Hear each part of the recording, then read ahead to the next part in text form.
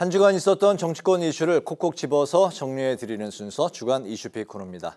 여러분의 시사 지수를 높여드릴 김지수 아나운서 나와 있습니다. 어서 오십시오. 반갑습니다. 네, 안녕하십니까. 네, 첫 번째 이슈픽부터 볼까요? 네, 오늘 준비한 첫 번째 이슈픽입니다. 정치 테러와 가짜 뉴스입니다. 이번 주에 아주 충격적인 소식이 있었죠. 네. 이재명 대표가 피습이 됐는데 지금 계란, 커터칼, 망치 이 칼까지 등장을 하면서 테러의 수위가 높아지고 있는데요. 네. 여기에 더불어서 이제 가짜 뉴스와 음모론까지 더해지면서 정치가 좀 극단으로 치닫고 있다. 이런 자성의 목소리, 혐오 정치를 벗어나야 한다는 이런 목소리도 함께 나오고 있습니다. 네, 말씀하신 걸 이제 그대로 또 정리를 해보면 테러 수위가 점점 높아지고 있고 가짜 뉴스도 정도가 심해지고 또 이번 그 이재명 대표 피습과 관련해서 근거 없는 그런 뉴스들이 지금 시중에 많이 난무하고 있는 상황이에요. 그렇습니다. 극단의 정치 성향을 가진 유튜버나 또 농객들 사이에서 이 근거 없는 가짜 뉴스가 쏟아지고 있는데요. 정치권과 경찰에서 이제 공식 발표를 했는데도 불구하고 이를 믿지 않고 끊임없이 확산이 되고 있습니다. 이 대표적으로 한쪽에서는 이번 피습을 자작극이다. 이재명 대표의 자작극이다. 또 다른 쪽에서는 누군가의 사주를 받은 것이다. 바로 배우설이다. 이런 주장들이 나오는데요. 왼손에 칼 그리고 오른손에 종이로 마른 나무젓가락을 들고 있다가 이 나무젓가락으로 찌른 것이라며 자작극이다 이런 주장이 있었고요. 범행 도구가 이 종이 칼이나 휴대폰 케이스라는 이런 황당한 내용도 있었습니다. 또한 정권의 사주다, 즉 윤석열, 김건희의 사주로 벌어진 일이며 의료진을 매수할지 모르기 때문에 철저히 감시해야 한다는 의견도 나왔습니다. 한편 가짜뉴스를 통해서 이런 음모론들이 퍼지자 여야 모두 강력 대응을 예고를 했는데요. 민주당은 가짜뉴스에 대응을 하기 위해서 당대표 정치테러 대책위원회를 설치하기로 했고요. 국민의힘도 이 대표의 피습은 대한민국 법치주의와 자유민주주의에 대한 심각한 위협이라며 모든 음모론과 가짜뉴스에 강력 대응하겠다. 이런 입장을 밝혔습니다. 네, 이번 그 사건의 원인이 이제 정치인들의 이제 혐오의 정치에 이제 기인한다. 그래서 이제 정치인들 내부에서도 또 자성의 목소리도 나오고 있는 상황인데 그렇습니다. 예, 한편 그 이 대표 피습 사건으로 인해서 이낙연 전 대표 또 비명계에 모인 원칙과 상식 기자회견도 지금 연기가 됐고 또 이제 신당 창당에 대한 그 발언들도 좀 자제하고 있는 분위기예요. 그렇습니다. 일시적으로 이제 모든 일정을 중단을 했는데요. 먼저 그 원칙과 상식, 김종민, 윤영찬, 이원욱 그리고 조응천 의원 등 비명계 모임인데요. 원래 3일에 기자회견을 열고 통합 비대위를 다시 한번 요구할 예정이었지만 이번 이 대표 피습으로 인해서 이를 연기를 했었는데요. 이원욱 의원 인터뷰에서 시간표를 마냥 미룰 수 없다면 이 대표의 상태가 호전이 된다면 네. 퇴원하기 전에라도 예정됐던 기자회견을 하겠다. 즉 최후 통첩을 하겠다는 입장을 밝혔습니다. 이낙연 전 대표도 이번 주 내에 신당 창당을 선언할 것이라는 관측이 있었지만 공식 일정을 잡지 않고 숨고르기에 들어갔는데요. 다만 일정을 조정했을 뿐 방향이 바뀐 것은 아니다. 조만간에 아마 창당이 이루어질 것이라는 예측의 이런 언론 보도가 나오고 있습니다. 네, 이낙연 신당은 이달 말로 관측들이 또 나오고 있는 상황이네요. 네. 두 번째 이슈픽 어떤 내용일까요? 네, 두 번째 이슈픽 여권 소식입니다. 한동훈 대 이준석입니다. 지난달에 이제 한동훈 비대위원장이 비대위 체제가 공식 출범을 했죠. 출범을 했고 이제 어제 광주를 방문을 했고요. 이런 네. 가운데 이제 이준석 전 대표가 탈당을 하고 신당 창당을 선언했는데 하루 만에 당원 모집이 2만 명을 넘으면서 지금 이 여권의 어떤 보수 진영 내에서 한동훈과 이준석의 대결 구도가 좀 가시화되고 있다. 이렇게 볼 수 있겠습니다. 네, 한동훈 장관이 이제 취임 후 처음으로 광주로 이제 방문을 했었는데 5.18 정신을 이제 언급을 했습니다. 헌법에 수록하는데 적극 찬성한다 이런 입장을 밝혔죠. 네, 한동훈 위원장 어제 광주를 방문해서 5.18 국립묘지를 찾았는데요. 네. 5월의 광주 정신은 어려운 상황 속에서 민주주의를 지키는 정신이다. 대한민국 헌법 정신과 정확히 일치한다. 이렇게 밝혔고요. 헌법 전문에 5.18 정신이 들어가면 헌법이 훨씬 더 풍성해지고 선명해지고 또 자랑스러워질 것이라고 강조를 했습니다. 한편 이 5.18 정신을 헌법 전문에 수록을 하려면 이제 개헌 절차가 필요한데요. 한 위원장은 이에 대해서는 헌법 개정 절차가 이루어진다면 5.18 정신을 헌법 전문에 수록하는 것에 반대하는 세력은 아무도 없을 것이다. 이렇게 밝혔고요.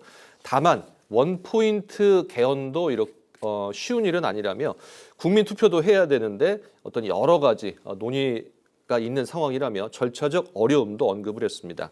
한편 이재명 대표 피습 이후에 이제 광주를 방문한 것이기 때문에 경찰 경호가 이례적으로 강화된 모습이었는데요. 어제 광주 일정에 광주 경찰청 소속 기동대 4개 중대 대략 280여 명의 인력이 동원이 됐습니다. 네, 한동훈 비대위원장 행보에 대해서 이제 언급을 해주셨는데 그런 상황에서 이제 이준석 전 대표가 국민의힘을 이제 탈당을 했고 신당 창당 절차에 이제 착수를 했고 말씀하신 대로 당원을 모집을 했는데 온라인으로 이제 모집을 했던 거죠. 네. 하루 만에 2만 명을 넘어섰다고요. 그렇습니다. 이 종이로 모집한 것이 아니라 온라인이기 때문에 좀 더 빠르다. 뭐 이런 관측도 있는데요. 개혁신당이 어제 오후 1시 기준입니다. 1시 기준으로 신규 당원이 2만 4천 명을 넘었다. 홈페이지 개설 18시간 만에 중앙당 창당 요건과 그리고 시도당 7개의 설립 요건을 충족했다고 밝혔습니다. 이틀째인 오늘은 뭐 3만 명이 넘었다. 이런 것들이 지금 파악이 되고 있는데요. 네. 이런 가운데 천하람 순천갑 당협위원장과 이기인 경기도의회 의원 그리고 허은하 의원이 이제 신당에 합류를 해서 공동 창당 준비위원장을 맡게 됐고요. 오늘은 이제 문병호 영등포 갑 당협위원장 등 12명이 신당에 합류를 하게 됐습니다. 지금 언론 보도를 보면 뭐 개혁신당이 오는 20일쯤에 네. 창당 대회를 열 계획인데요. 천하람 창당준비위원장, 한동훈 위원장이 세련된 윤석열 대통령에 불구하다는 점이 곧 드러날 것이다. 한동훈 효과를 없애버리겠다. 이렇게 밝힌 만큼 총선을 앞두고 이 새로운 지대를 구축하게 된 이준석 전 대표와 그리고 국민의힘 한동훈 비대위원장, 보수 진영 내에서의 대결 구도가 만들어졌다. 이렇게 정리해 볼 수 있겠습니다. 네. 이준석 전 대표의 이제 최측근으로 알려졌던 이른바 그 천하 용인 중에서 용이 빠지고 천하인 세 사람의 공동 창당 준비위원장을 맡고 있군요. 그렇습니다. 네, 세 번째 이슈픽 가볼까요? 네, 오늘 준비된 마지막 이슈픽입니다. 쌍특검법 국회 컴백입니다. 네.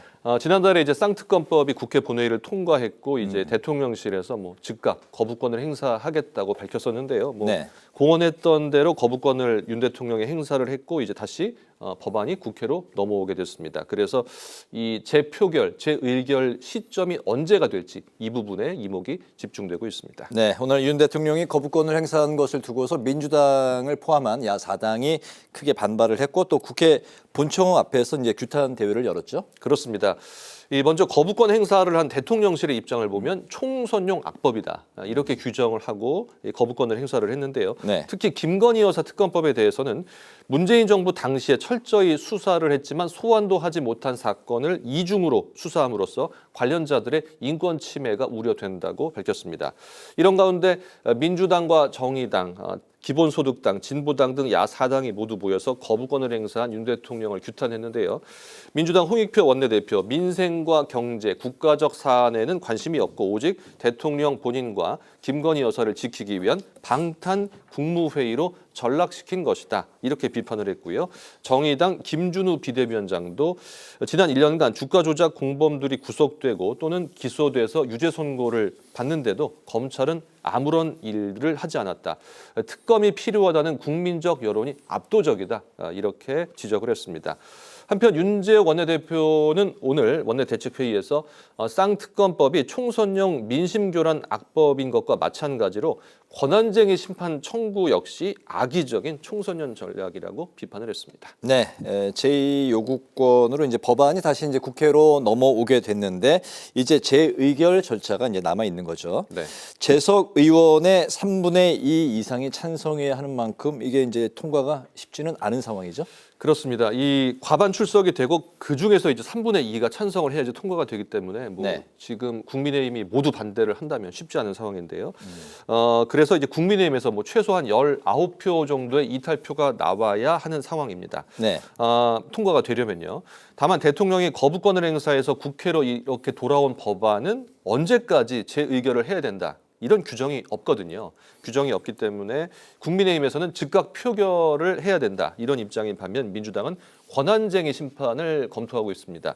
이 권한쟁의 심판, 민주당은 본인 가족과 연관된 특검법의 거부권을 행사하는 것이 헌법에 부합을 하는지 이 부분에 대한 권한쟁의 심판을 헌법재판소에 청구하겠다는 것인데요. 이에 따라 만약에 이 권한쟁의 심판 때문에 이 재의결 표결이 미뤄질 경우에는 네. 국민의힘 공천에서 탈락한 현역 의원들의 이탈표가 나올 수 있다는 점이 이번 재의결의 어떤 결과에 미치는 중요한 변수가 될 것이다. 이런 분석들도 나오고 있습니다. 여야 간의 이제 서로 간의 의견 차이가 이제 그 공천 시점이군요. 두고 국민의힘은 재의결을 공천 이전, 빨리 표결을 해야 그렇죠. 된다. 민주당은 공천 이후에 이탈표를 흡수하겠다. 노리고 있는 상황. 그렇기 때문에 이제 설 연휴 이후에 하자는 그런 공식 입장이군요. 오늘 주간 뉴스픽은 여기까지 듣도록 하겠습니다. 김지수 아나운서와 함께했습니다. 수고 많았습니다. 네, 고맙습니다.